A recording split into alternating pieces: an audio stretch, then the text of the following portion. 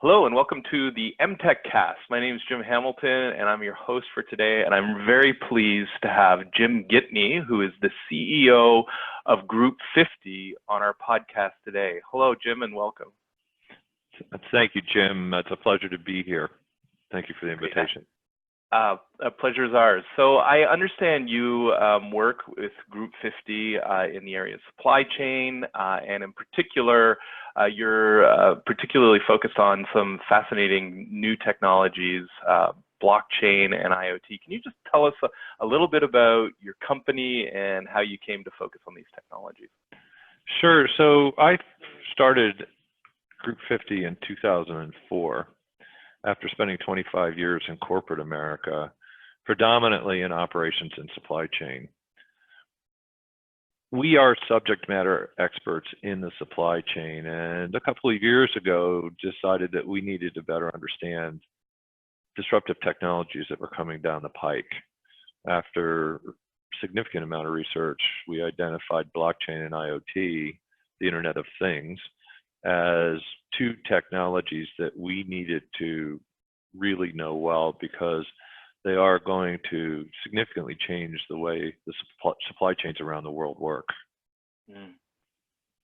Fantastic. So that's a big claim, that this disruptive technology is going to make that big of a change.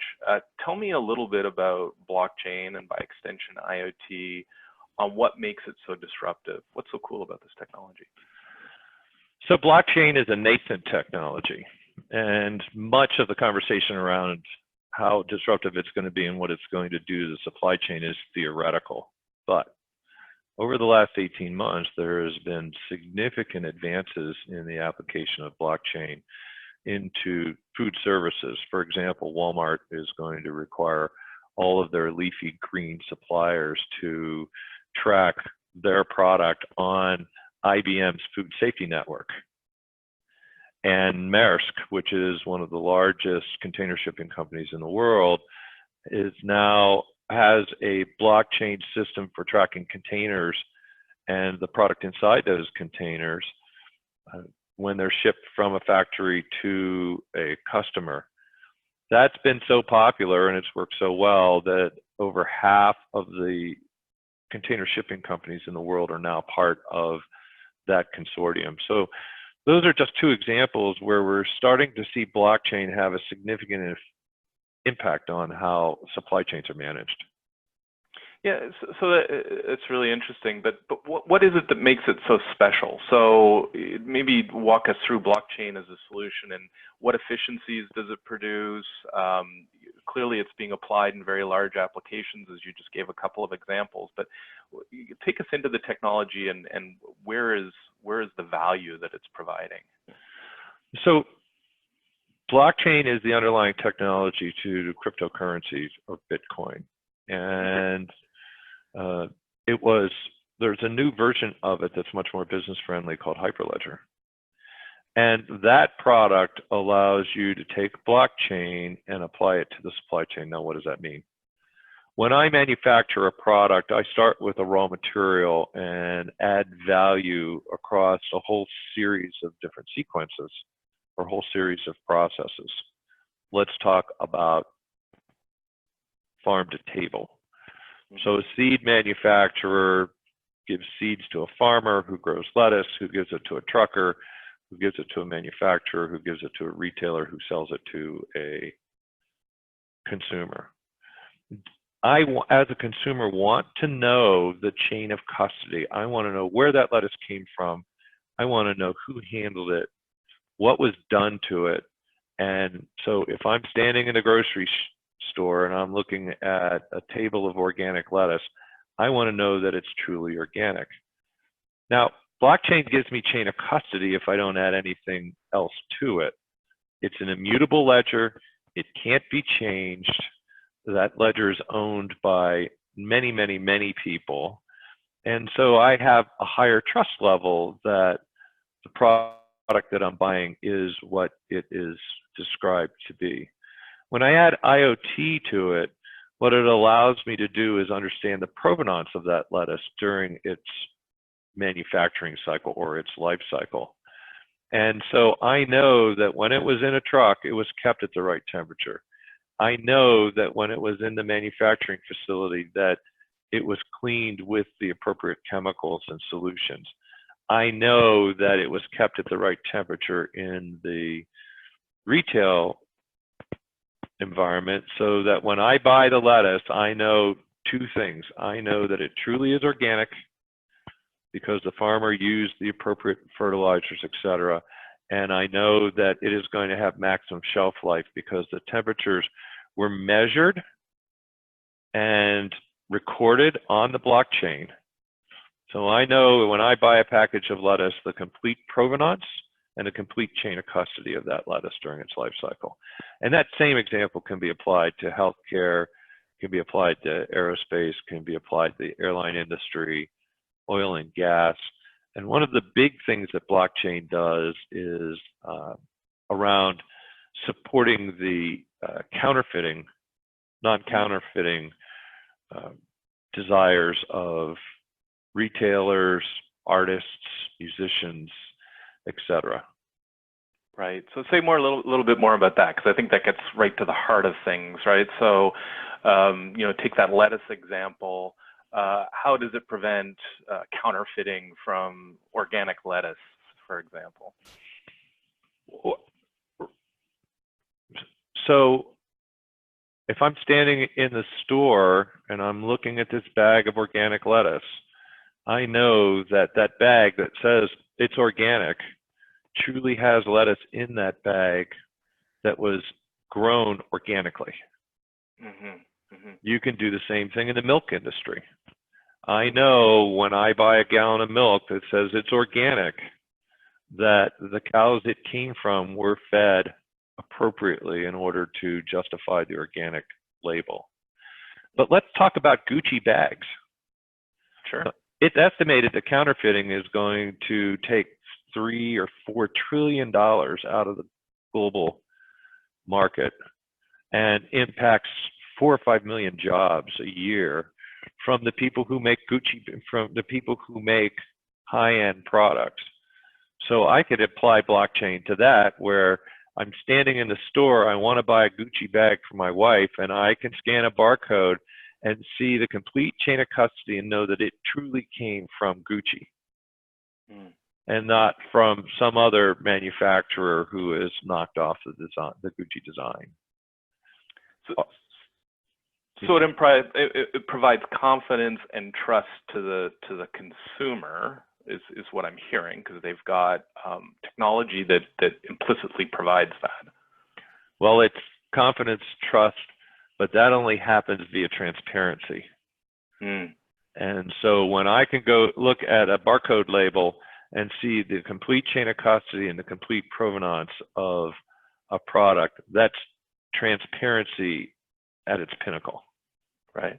So one of the things we were chatting earlier, and I like this idea, and that is because trust is implied, what does that do for efficiencies in the supply chain? Like, how is this going to make things disruptive? How is this going to have a big picture impact on our economy and the way we do business with one another? So we can talk about two examples that are near and dear to my heart. About 20%, or it's estimated that about 20% of corporate overhead, that non-value added activities inside of a corporation, are focused on validation.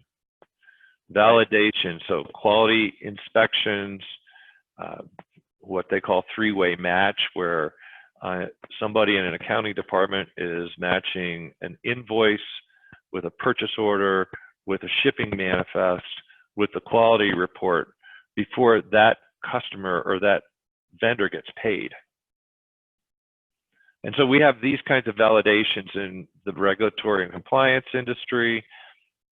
These kinds of validations are happening all over the supply chain.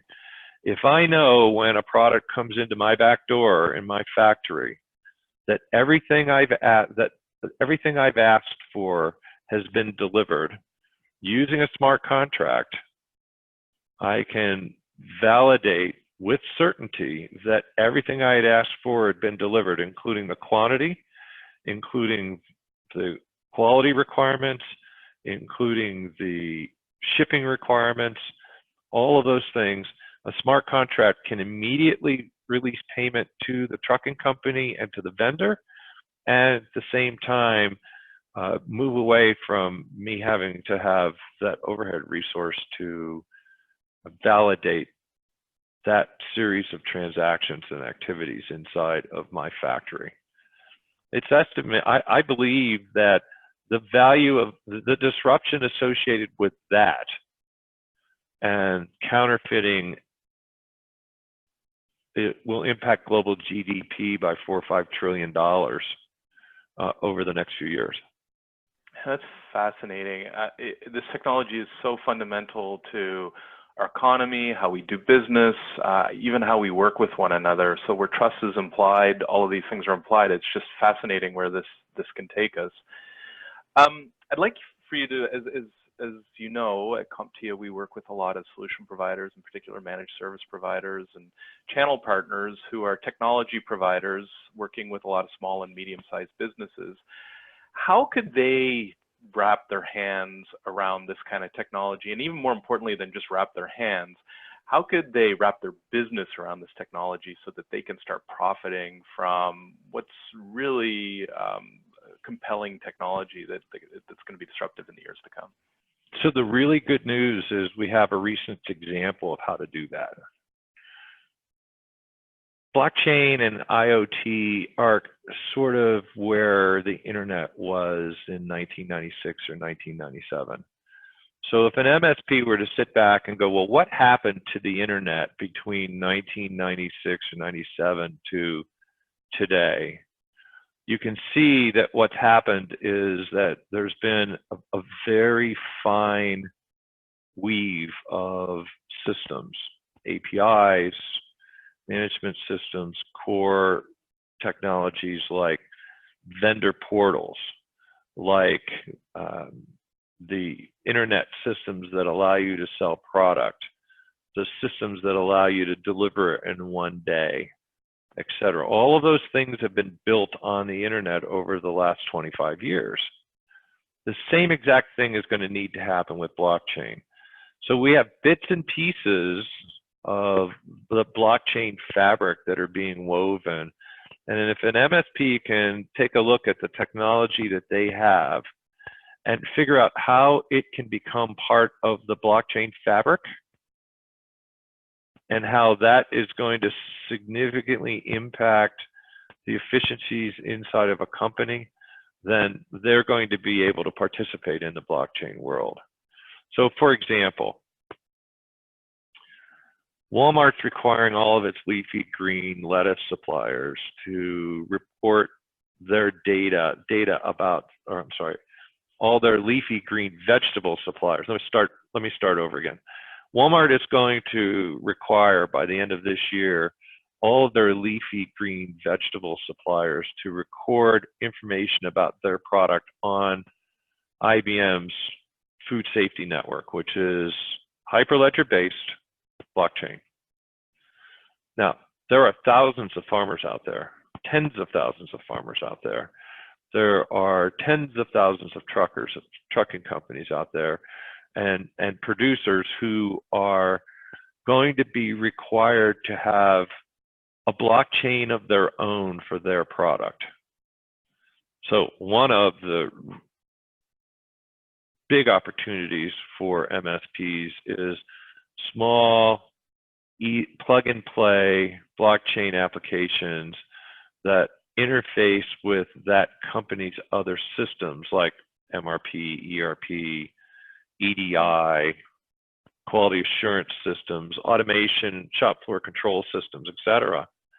And so all of those things need to have APIs written. All of those blockchain systems need to be able to aggregate data from IoT devices, from machining centers, from automated wash stations, etc. So that fabric continues to need to be woven via small, simple software applications that will interface with today's current technologies. Yeah. I'm also thinking, so that's very well said. I'm also thinking, given how fundamental this is to how we're going to be doing business in the future, if your clients are all small and medium-sized businesses, you need to understand this fundamental technology and how it fits into a business strategy for your clients and be able to articulate that.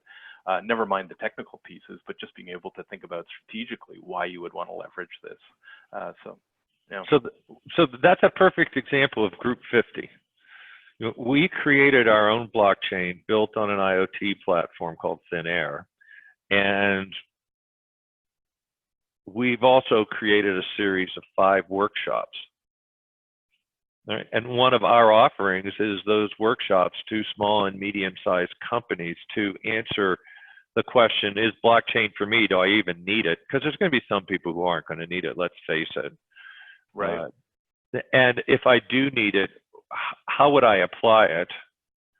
And then the next piece is, how do I build a roadmap around doing a pilot program and then building the technology infrastructure necessary to be able to support its rollout across my entire business. And so, interestingly enough, there were people during the build out of the internet, there were lots and lots of people who were experimenting with how to use the internet for sales platform for commercial purposes. We're going through that same exact situation with blockchain and IoT today. Right. This is fascinating. So I always like to end our podcast with, thinking maybe 10 years out and getting a little bit, going out a bit on a limb, because 10 years is very difficult to predict. 3 years these days is difficult to predict.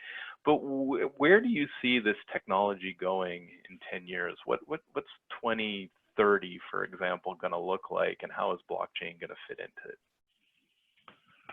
So here's where we can expand our vision and think about the applications of blockchain to millions of different use cases. If I have the ability to have a system that creates an immutable ledger, one that can't be changed, and one that is trusted by everybody, they call it a trustless system, which means that you don't have to rely on any one individual for maintaining that data set. I don't like that term. I believe that the distributed ledger of information that's immutable and can be trusted can be applied to many things. So let's talk about what the future looks like. I think that we are going to, and I don't think it's 10, 20, 30, I think it's actually 2025, 2026, where we're going to be able to walk up to any product and see its entire history, its chain of custody, and its provenance. What happened to it during its life cycle? Now, where are places that I care about that? So I care about it in the oil and gas industry, where 15% of the piping that's used in the oil and gas industry is counterfeit. I care about it when I get on an airplane because I want to know that all of the required maintenance for that airplane has been done. I see a day, not in the not too distant future, where we actually get maintenance grades for an airplane, just like we get on-time grades today. So if you have a choice of flying on an airplane, let's assume it's the same cost and similar times and all of those other things are equal, that has a maintenance record of 9.8 versus one that has a maintenance record of 9.4 on a scale of 1 to 10. Which one are you going to choose? Right. The 9.8, right? Absolutely. That's just one example of what I see blockchain doing.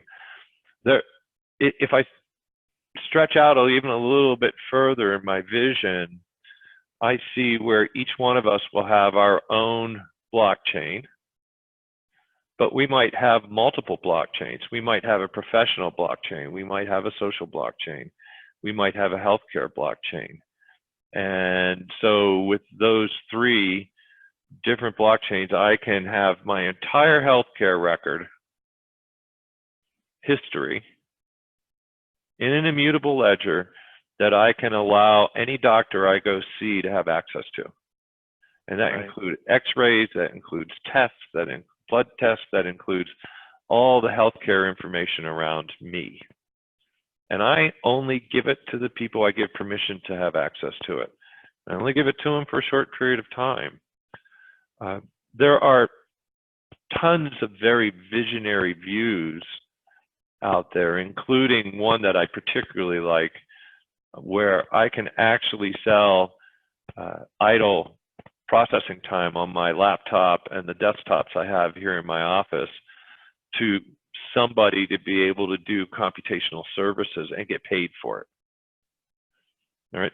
I see a day where we no longer have disputes from musicians and artists and others who have to worry about whether they're properly getting compensated for their copyrighted work, and also worry about whether it's being duplicated without their permission. Right. If you're an MSP, you can start thinking about those real world problems that are facing all of us in the supply chain. And I view art and music as part of a supply chain. Sure, it's a product. It's a product, and services are exactly the same way. 90% of the maintenance records of airplanes are on paper. Wow.